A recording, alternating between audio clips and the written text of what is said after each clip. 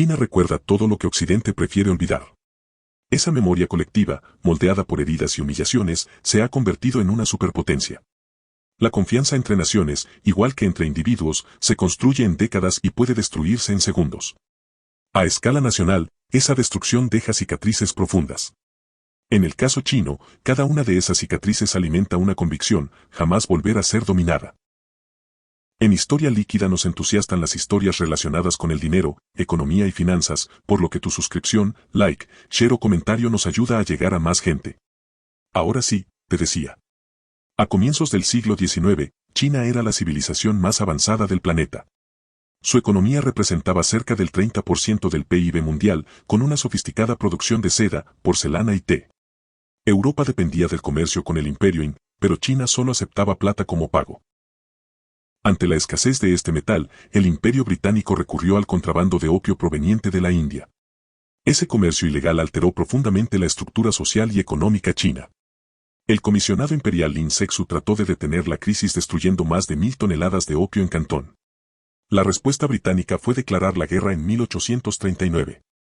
La Primera Guerra del Opio marcó el inicio de la llamada Era de los Tratados Desiguales. China perdió Hong Kong, tuvo que abrir varios puertos al comercio extranjero y pagar fuertes indemnizaciones. Por primera vez en su historia moderna, una potencia extranjera impuso su voluntad por la fuerza. Entre 1842 y 1933, las principales potencias europeas, Reino Unido, Francia, Alemania, Rusia y Japón, impusieron decenas de tratados que desmembraron el territorio chino. Cada documento firmado a punta de fusil reducía su soberanía y su dignidad.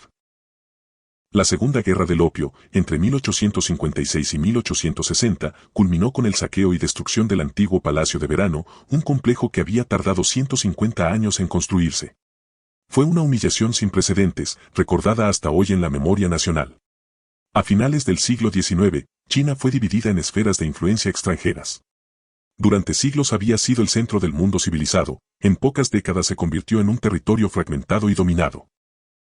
El gobierno Qing era incapaz de proteger a su población y los recursos naturales eran explotados por potencias extranjeras. La población china fue reducida a una condición de subordinación en su propia tierra, un fenómeno que aún hoy define su identidad colectiva.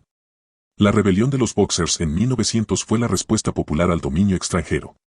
8 potencias, Reino Unido, Francia, Alemania, Rusia, Japón, Estados Unidos, Italia y Austria-Hungría, intervinieron militarmente para sofocar la insurrección. China fue obligada a pagar 450 millones de taeles de plata, equivalentes a miles de millones de dólares actuales. Esa deuda condenó a generaciones enteras y consolidó la percepción de que la justicia internacional servía solo a los intereses occidentales. Ese siglo, de 1839 a 1949, pasó a la historia china como el siglo de la humillación. No se trata de un recuerdo difuso, sino de un pilar educativo y cultural. Las escuelas, museos y películas lo relatan con detalle, y el Museo Nacional de China mantiene una exposición permanente dedicada a ese periodo. En 1949, con la fundación de la República Popular, se proclamó el fin de esa era. La frase de Mao Zedong en la plaza de Tiananmen, "El pueblo chino se ha puesto de pie", se convirtió en un símbolo nacional. El nuevo Estado comunista surgió en un mundo dividido por la Guerra Fría. China fue marginada de las Naciones Unidas durante más de 2 décadas mientras Taiwán ocupaba su asiento. Estados Unidos y sus aliados impusieron un embargo comercial y militar, rodeando al país con alianzas hostiles.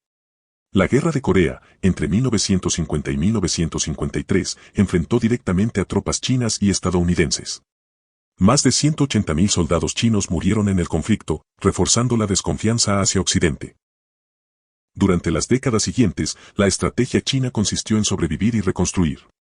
Tras la muerte de Mao, las reformas de Deng Xiaoping abrieron la economía al exterior, iniciando el crecimiento más acelerado de la historia moderna. Desde su ingreso en la Organización Mundial del Comercio en 2001, China multiplicó su PIB por más de 10. En 2026, su economía representa cerca del 18% del PIB mundial y se proyecta que supere a la de Estados Unidos antes de 2030, según el Fondo Monetario Internacional. Sin embargo, los recuerdos del pasado moldean la política exterior china. Cada conflicto comercial, cada restricción tecnológica y cada alianza militar se interpreta a través de ese lente histórico. Cuando Estados Unidos vetó a Huawei en las redes 5G y restringió las exportaciones de semiconductores en 2023, China lo percibió como una continuación del intento de contención. Desde su perspectiva, Occidente solo acepta las reglas cuando le benefician y las ignora cuando el poder chino crece demasiado. Las tensiones también se reflejan en el ámbito militar. China considera que sus reclamaciones en el Mar del Sur y el Estrecho de Taiwán son asuntos internos. Sin embargo, ve cómo buques estadounidenses patrullan cerca de sus costas mientras mantiene bases militares en Japón, Corea del Sur y Filipinas. Para Pekín, esa presencia reproduce el mismo patrón de presión extranjera que sufrió durante el siglo XIX. La historia, una vez más, se percibe como un eco persistente. El bombardeo de la embajada china en Belgrado en 1999, durante la intervención de la OTAN, consolidó la desconfianza. Estados Unidos alegó un error de mapas, pero en China el episodio se convirtió en prueba de que el derecho internacional se aplica solo cuando conviene a Occidente. 3 periodistas murieron y miles de estudiantes protestaron frente a embajadas extranjeras. Desde entonces, la idea de que la fuerza domina sobre las reglas se convirtió en convicción nacional. Hoy, China es la segunda potencia económica mundial y la principal manufacturera del planeta. Posee el mayor ejército permanente y un programa espacial en expansión, con misiones lunares previstas para 2030. Sus empresas tecnológicas como Huawei, Tencent y BYD lideran sectores estratégicos globales. Pero detrás de ese ascenso hay un propósito profundo: garantizar que ninguna potencia vuelva a dictarle condiciones. Cuando los líderes occidentales hablan del orden internacional basado en reglas, China escucha el orden que se impuso cuando era débil. Cuando se invoca el libre comercio, percibe que las reglas cambian en cuanto se vuelve competitiva. Cuando se mencionan los derechos humanos, recuerda los siglos en que esas mismas potencias justificaron invasiones bajo el pretexto de la civilización. El conflicto no es solo político o económico, es psicológico, histórico y cultural. La política exterior china de 2026 no se entiende sin ese trauma acumulado. Por eso invierte en instituciones paralelas como el Banco Asiático de Inversión en Infraestructura o la Iniciativa de la Franja y la Ruta. Estas plataformas reflejan su búsqueda de autonomía y de un orden mundial donde la memoria no se olvide. Occidente y China siguen atrapados en una competencia marcada por desconfianza histórica y ambiciones cruzadas. China recuerda todo lo que Occidente prefiere olvidar. Esa memoria colectiva, moldeada por heridas y humillaciones, se ha convertido en una superpotencia. La confianza entre naciones, igual que entre individuos, se construye en décadas y puede destruirse en segundos. A escala nacional, esa destrucción deja cicatrices profundas. En el caso chino, cada una de esas cicatrices alimenta una convicción: jamás volver a ser dominada. A comienzos del siglo XIX, China era la civilización más avanzada del planeta. Su economía representaba cerca del 30% del PIB mundial, con una sofisticada producción de seda, porcelana y té. Europa dependía del comercio con el Imperio Qing, pero China solo aceptaba plata como pago.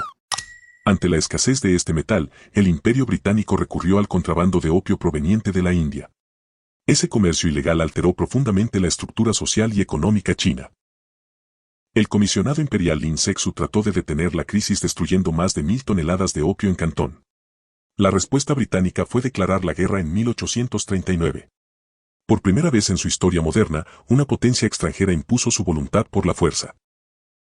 Entre 1842 y 1933, las principales potencias europeas, Reino Unido, Francia, Alemania, Rusia y Japón, impusieron decenas de tratados que desmembraron el territorio chino. El gobierno Qing era incapaz de proteger a su población y los recursos naturales eran explotados por potencias extranjeras. La población china fue reducida a una condición de subordinación en su propia tierra, un fenómeno que aún hoy define su identidad colectiva. La rebelión de los Boxers en 1900 fue la respuesta popular al dominio extranjero. No se trata de un recuerdo difuso, sino de un pilar educativo y cultural. Las escuelas, museos y películas lo relatan con detalle, y el Museo Nacional de China mantiene una exposición permanente dedicada a ese periodo. En 1949, con la fundación de la República Popular, se proclamó el fin de esa era. La frase de Mao Zedong en la plaza de Tiananmen: "El pueblo chino se ha puesto de pie", se convirtió en un símbolo nacional. El nuevo Estado comunista surgió en un mundo dividido por la Guerra Fría. China fue marginada de las Naciones Unidas durante más de 2 décadas mientras Taiwán ocupaba su asiento. Desde su ingreso en la Organización Mundial del Comercio en 2001, China multiplicó su PIB por más de 10. En 2026, su economía representa cerca del 18% del PIB mundial y se proyecta que supere a la de Estados Unidos antes de 2030, según el Fondo Monetario Internacional. Sin embargo, los recuerdos del pasado moldean la política exterior china. Cada conflicto comercial, cada restricción tecnológica y cada alianza militar se interpreta a través de ese lente histórico. Cuando Estados Unidos vetó a Huawei en las redes 5G y restringió las exportaciones de semiconductores en 2023, China lo percibió como una continuación del intento de contención. La historia, una vez más, se percibe como un eco persistente. Cuando se invoca el libre comercio, percibe que las reglas cambian en cuanto se vuelve competitiva. Cuando se mencionan los derechos humanos, recuerda los siglos en que esas mismas potencias justificaron invasiones bajo el pretexto de la civilización. El conflicto no es solo político o económico, es psicológico, histórico y cultural. La política exterior china de 2026 no se entiende sin ese trauma acumulado. Occidente y China siguen atrapados en una competencia marcada por desconfianza histórica y ambiciones cruzadas. El siglo de la humillación terminó en 1949, pero su sombra se proyecta hasta el siglo XXI y más allá. Cada política, cada negociación y cada gesto diplomático chino se construye sobre la promesa de no repetir ese pasado. China recuerda. Y en 2026, esa memoria ya no es solo historia, es poder político, identidad nacional y estrategia global. No olvides que tu feedback es muy importante para nosotros, porque nos permitirá mejorar nuestras siguientes entregas. Gracias por quedarte hasta el final.